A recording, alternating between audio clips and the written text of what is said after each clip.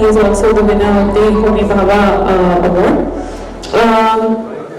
And without any further ado, I'm going to get straight into the conversation because this is an immensely richly researched and very dense book which spans an immense length of time, right from the 1870s to 1949 and beyond. So let me start off first by asking, you say in your book that the 1970s to the 1920s in particular was a period that was swimming with a slew of Hindi journals. So out of all the Hindi journals that were in print at the time, why did you choose Gita Press in particular? See, the entire first quarter of the 20th century is a period of intense changes are happening in print technology. Yeah. And there's also a period when more and more journals are coming. In fact, but what happened with Gita Press publication, which is Kalyan, kind of makes you think, why is it that it survived? And it's not that there are not other religious journals. In Bangalore, there was this Sanatan Dharm Pataka from one of these places in Uttar Pradesh, now Uttar Pradesh. But all of them died for one reason or the other. But Gita Press survived. So, and that kind of got me into this. Plus, if you're growing in parts of Bihar, UP, Madhya Pradesh, Rajasthan, Hindi heartland, so to speak, you find that you cannot escape Gita Press publication or even Kalyan. Someone somewhere is reading it. The religious text in your house, Gita, Ramayana, Mahabharata, everything, all these will be from Gita Press. And Kalyan, of course. Kalyan's kind of it's a unique journal which has survived and is going from strength to strength. Yeah. So that gets you into this, why is it that this has survived? And then you have here multiple stories about Gita Press. Some people would say it's run by a family, it was run by a Manprashad Poddar family, none of which is true. It was entirely a trust, run entirely on a non-profit basis, and it has created wonders. And in fact, that is another aspect of this book which is immensely fascinating, is that, as you said, this is not a family-run press. This was actually started by Marwari businessmen. So in many ways, this is not just the story of a printing press, but it's also the story of a community that chose to take up this particular. See, Marwaris were also at the helm of this whole change which was happening in the printing technology. Now it might sound strange, but the heart of Hindi publishing, Hindi journal publishing, before it moved to Allahabad or Banaras, it was actually Calcutta. And entirely bankrolled by the Marwaris of Calcutta, and this was a completely philanthropic exercise.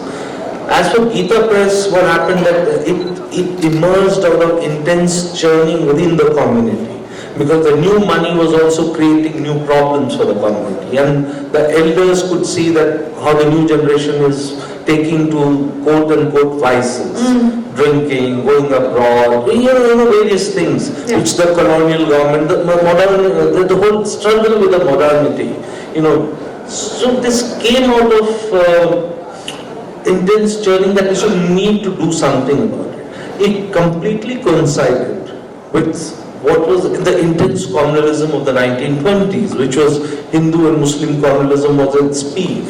And then even choosing Gorakhpur was done because one of the persons said, I'll kind of take care of it, and that's how it started. So, multiple factors coalesced, and then it led to this huge success story. Including, and you've talked about this in your book, you've talked about how the rise of Hindi as a print medium was so completely fertile at this point that, this was leading to a lot of writers and thinkers actually praising the use of Hindi, because there was a lot of competition at that point between Persian and Urdu and stuff.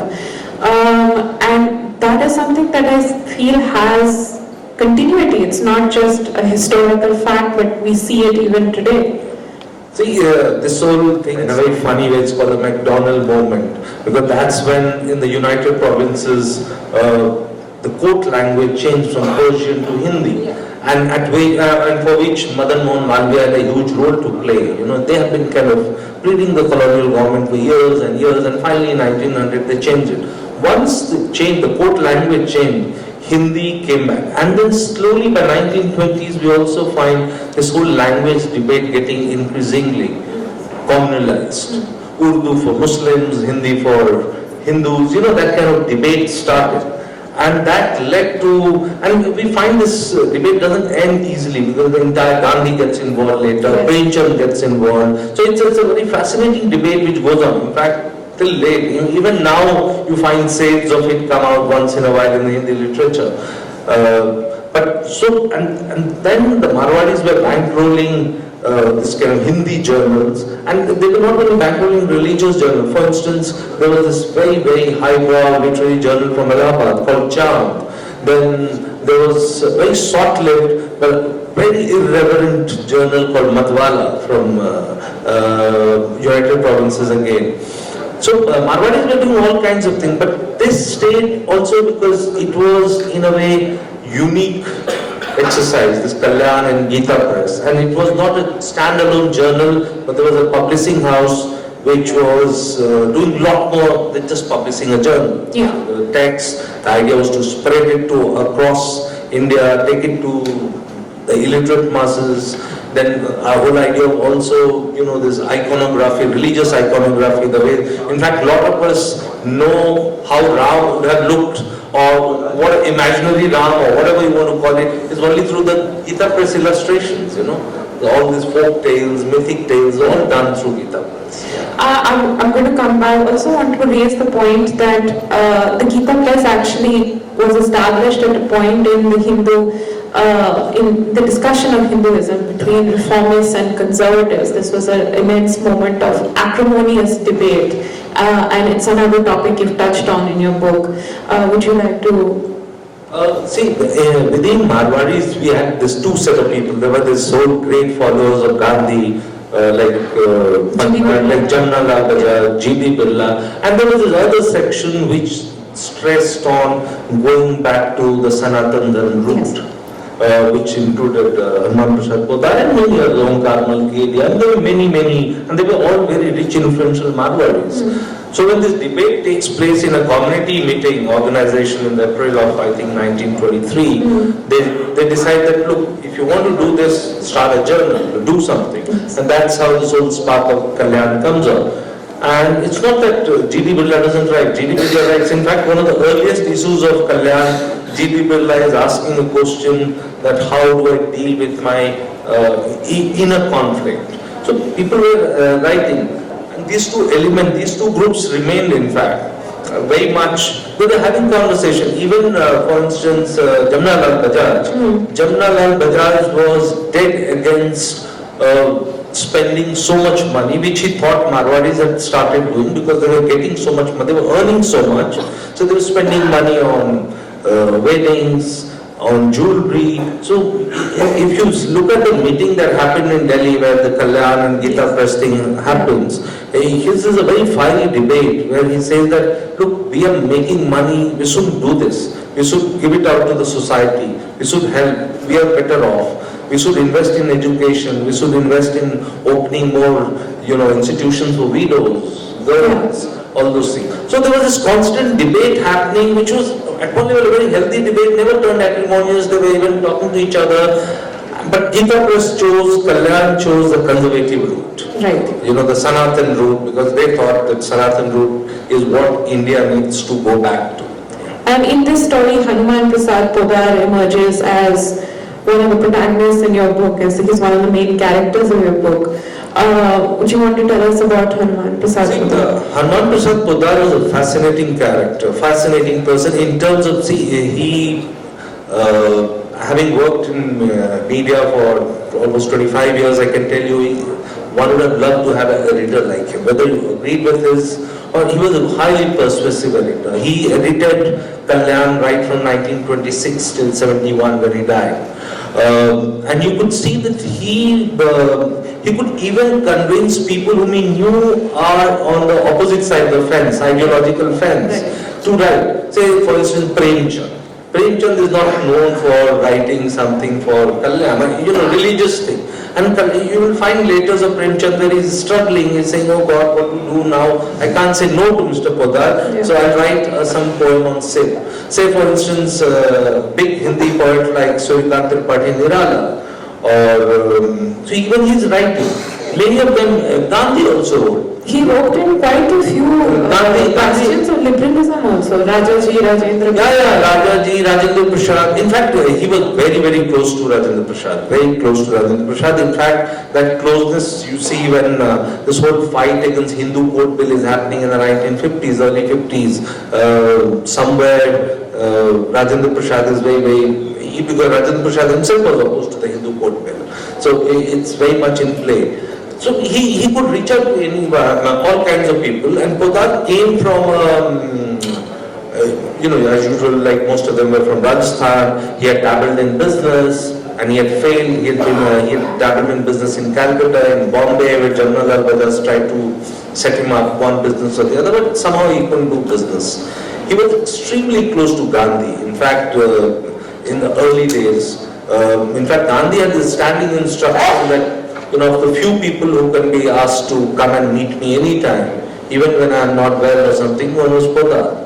And at one point when Podar wanted to leave Gita Press, early years of Gita Press, and wanted to work with him, he says, no, you shouldn't leave me because you're doing, Bhagwan ka kaam. And that's only in the 1930s when the Pune Pact happens, that's when the rupture with Gandhi starts. But still, at the personal level, there was a great deal of respect that he had for Gandhi. That he never kind of, even much later you find there is a letter that I think Jamnalal Bajaj is writing to Podar and saying, Bapu had started this Go Seva Sangh and something. So Podar says, whatever my differences, but Bapu is Bapu. Say Bapu is Mahatma something, I cannot leave aside my personal respect for him. So that always stayed. But then there was this other side where the entire 1940s, when the politics has become extremely communal, you find that Gita Press has moved away from its core principle, which was Bhakti, Gyan or Vairagya. You know what they said, is Bhakti, which is devotion, knowledge and renunciation. So it became extremely, if you look at the pages of Kalyan from 42 onwards or something, till 48, even much later, till Hindu Code Bill, you won't believe it's the same religious journal which started in 1926. Yeah. And Podar did all this. We saw a completely new Podar in the 40s, even later, even during the cow agitation movement in the 60s also.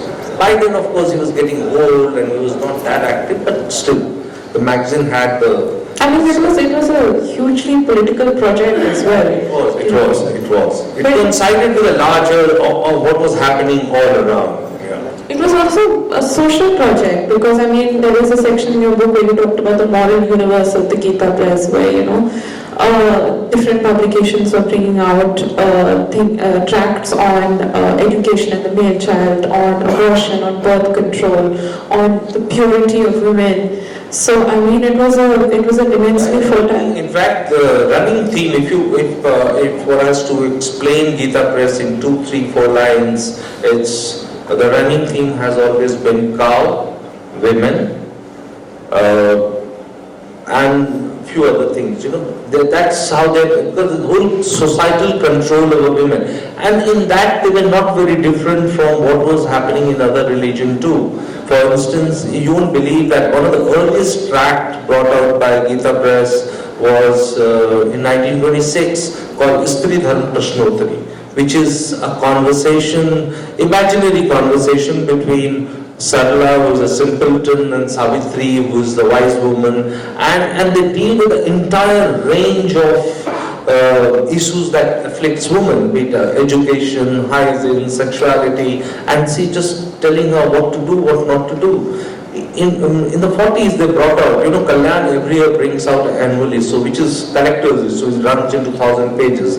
Then Nadi still sells, which came out sometime, I think in the 40, 45, 46, I'm not getting the year right, and still said For instance, Sri Dharan Prashnotri, which came out in 1926, I must have sold more than 10 lakh copies by now, and it's still for 4 rupees or 7 rupees.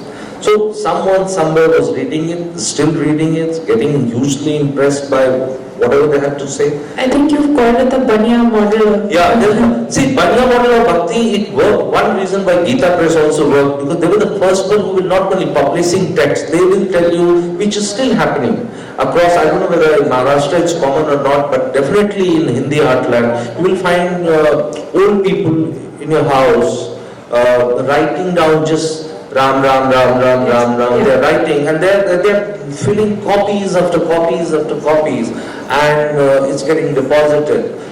The thing was that if you take name of Ram million times, this will happen to you. All these good things will happen. And pages of Kalyan are full of such instances where, in fact, there is a whole issue called Bhagwan Naam Mahima Ank or something, where they say that, how miracle happened because I was taking name of God. And so there was this instant result. Otherwise people say you should do your bhakti selflessly, don't think of anything. And this worked wonders, because people say, oh, my business was going down the drain and suddenly now I'm back. Someone's daughter got married who was not able to find a boy for his daughter. So all kinds of instances it's full of. And it works, so that's why I call it a Banya model of bhakti.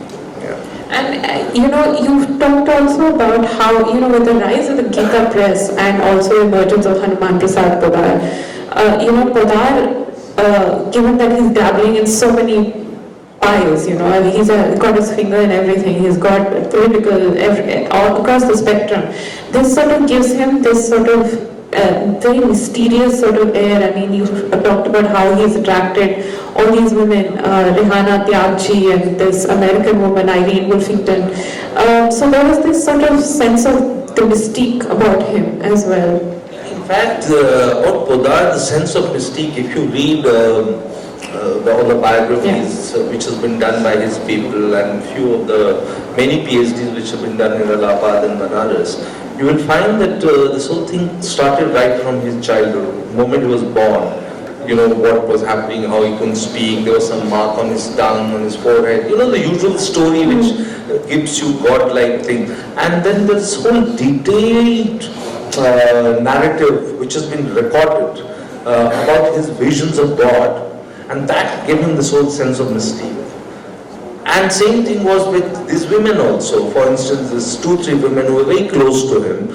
These are relationships which are very, very difficult to define. It kind of over between sacred and profane. It was almost like Radha-Krishna relationship. They will say all kinds of intimate things, and yet they will be, it is very, very difficult to, I must have shown those letters to a lot of people who are very confirmed psychoanalysts. They said, no, this is very, very difficult. You can't say this is later of one genre, a relationship of one kind. No, even with Irene Wolfington, who was an American lady, stayed back in India, died as Irene Mata somewhere in the hills in Uttarakhand. These were very interesting relationships that he had with these women. And although at times he'll say that I have had problems, dealing with some women. But then he never got into the detail of what kind of relationship he had with these women. So there was this whole mystique about him, even his death, his illness, and it continues even now. You won't believe that Kalyan, even now, every issue of Kalyan has an article by, his published article is republished, and of another founder, Jayadayal Goenka. Every issue of Kalyan, even now.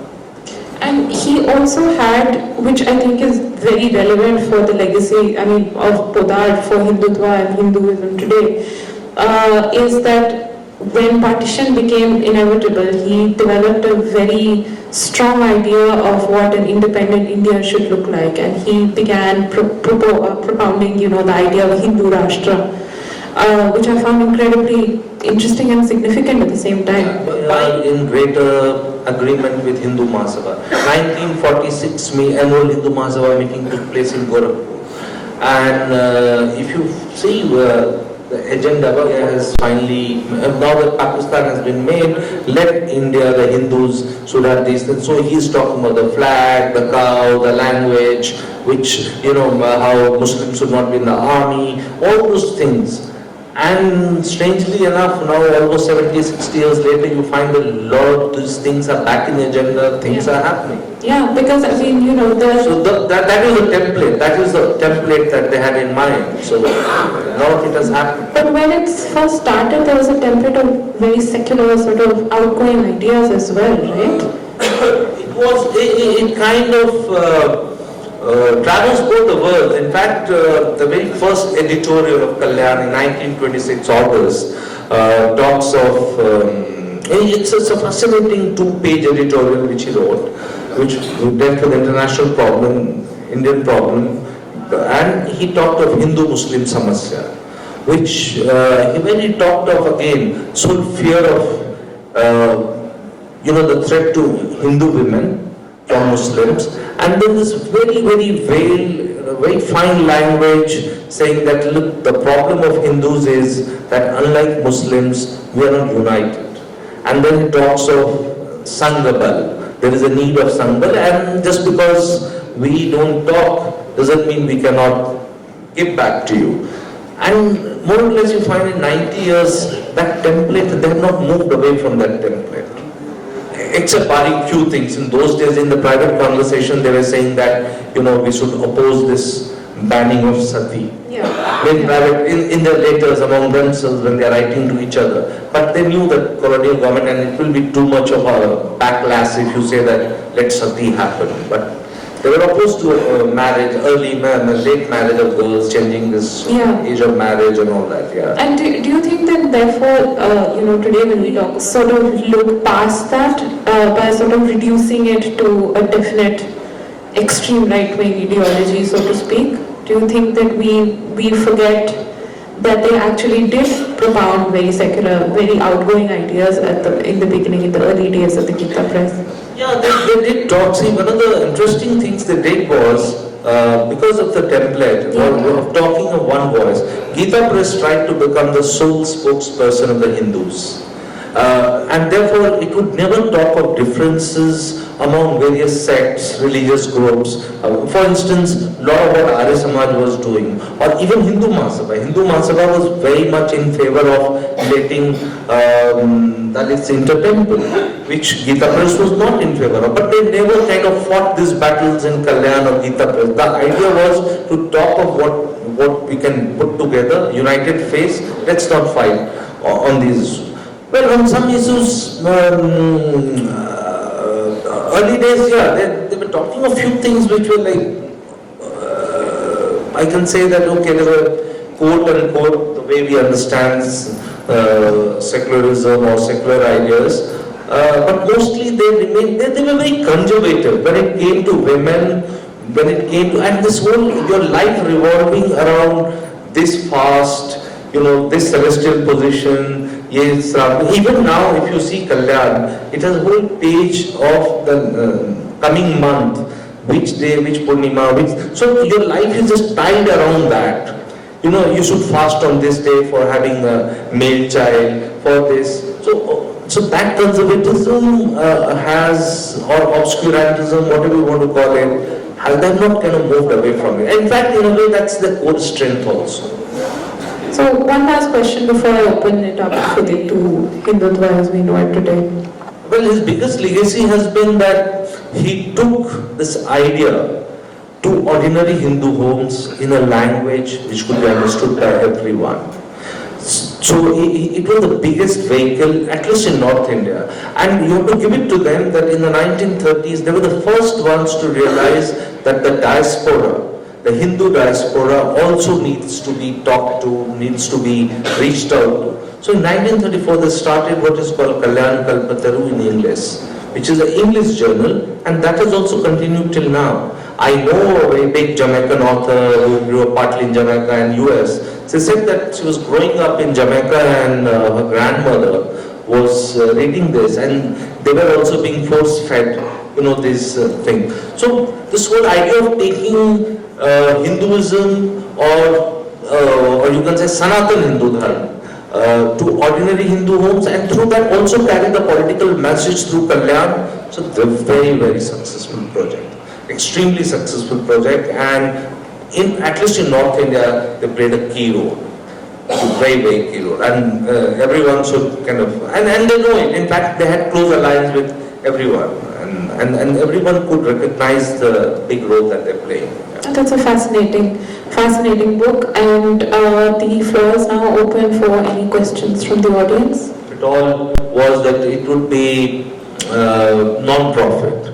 Gandhi, at the advice of Gandhi, they decided not to have advertisement and book reviews. Right in the beginning, Gandhi said that if you carry advertisement, tomorrow you don't know there will be advertisement for alcohol. How will you stop it? Because money comes with it. Second thing was, don't do book reviews, because if you do book reviews, you will make enemies. Because if you do objective book reviews, all of us authors, we do feel bad when bad review comes. That apart, their business model was, see, the Marwadi community was contributing it in a big way. Early on, they invested in a big way in buying. If you go to Gita Press ever in Gorakhpur, you will find that the whole street where they bought shops. And people who worked there were paid pittance as a salary because you were involved in this larger, Bhagwan ka kaam. Although that led to constant, repeated strikes in Gita Press. Gita Press story is also about repeated strikes because, your world, you might be doing Bhagwan ka kaam, but you need to run your family, and it was very, very small salary.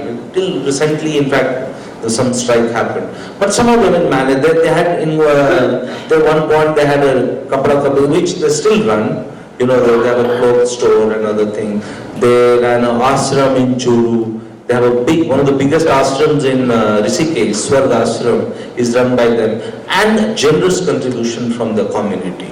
That you have to give it to them. Very few communities can do this kind of thing that they have done. Very, very generous. Yeah. Is closed now or it's still working? It's very much working. It will never close. It will never close. Let me tell you that. It will never close. That gentleman there had his hand up.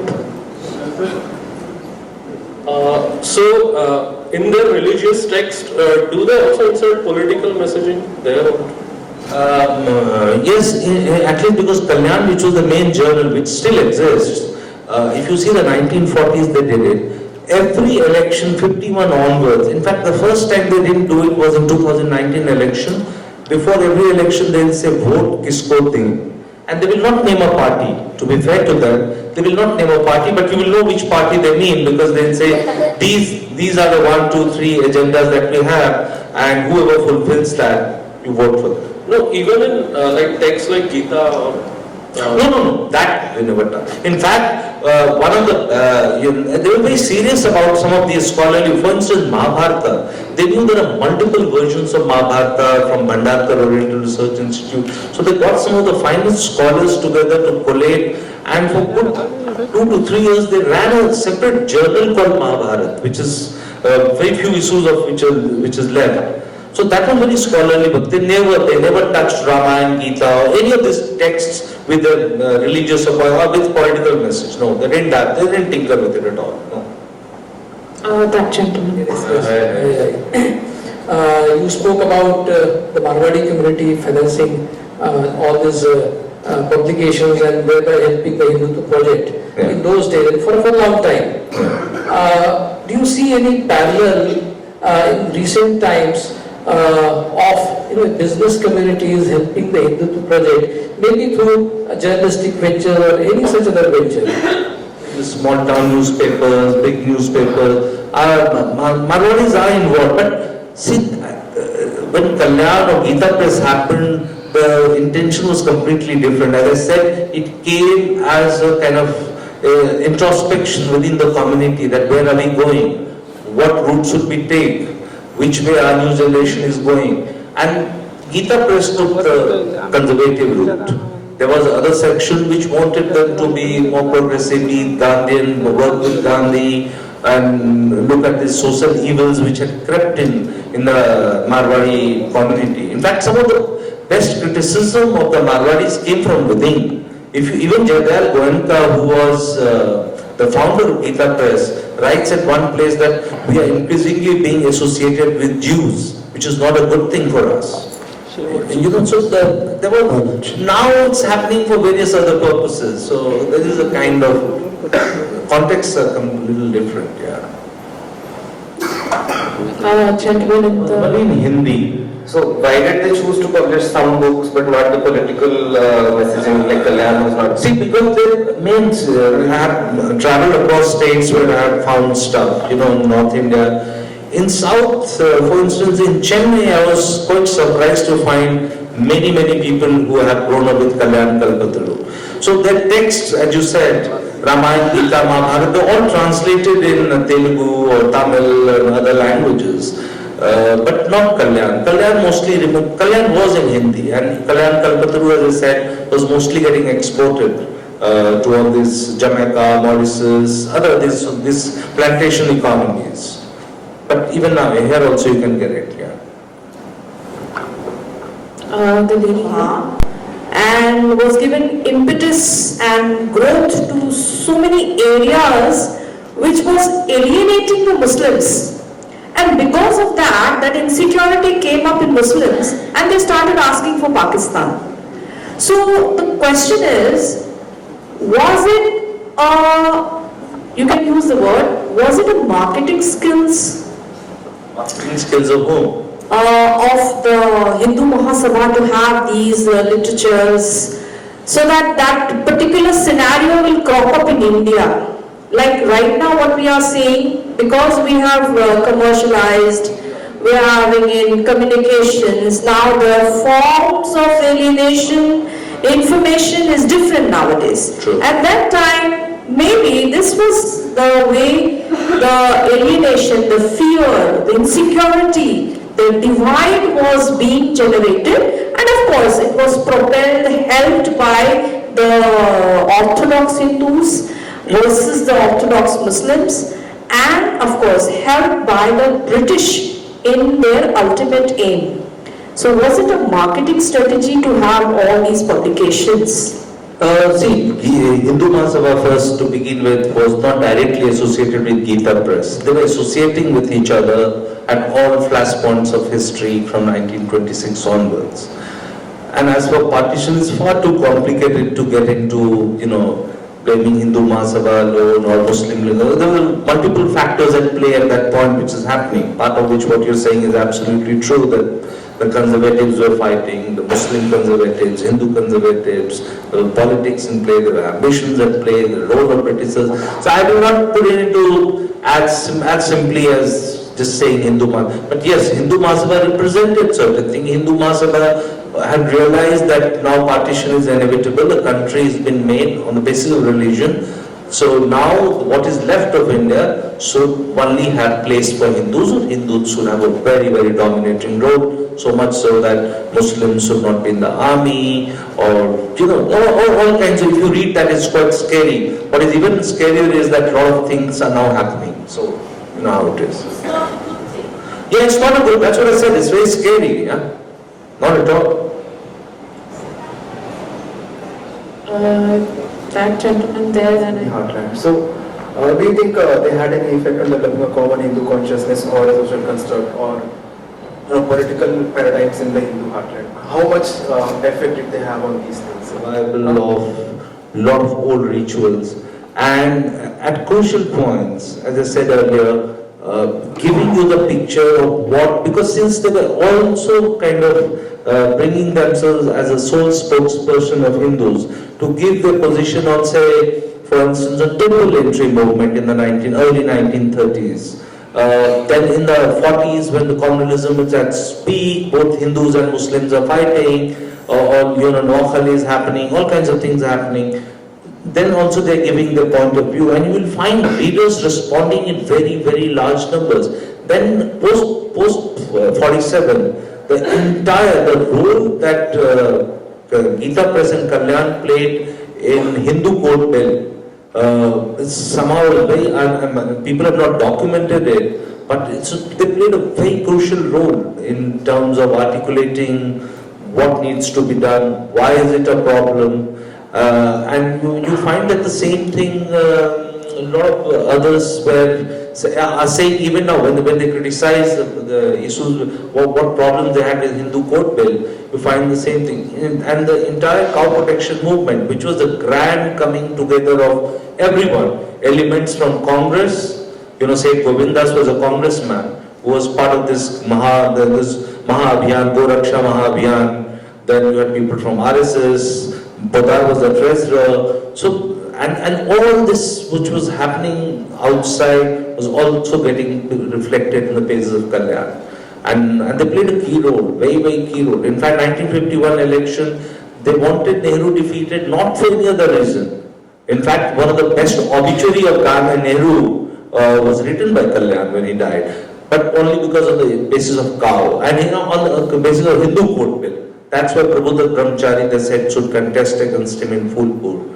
And everyone came together and Kalyan said, just vote for him because we want this whole Hindu court, and this Hindu court bill is against Hindus. And also they played a very, very key role in the heartland. Thank you. Thank you for being a wonderful, what I think is not just a history book, but it is a very, very nuanced social and political commentary, which is extremely relevant reading today. Thank you. Thank you so much. Thank you for such an intense and wholesome session. And the author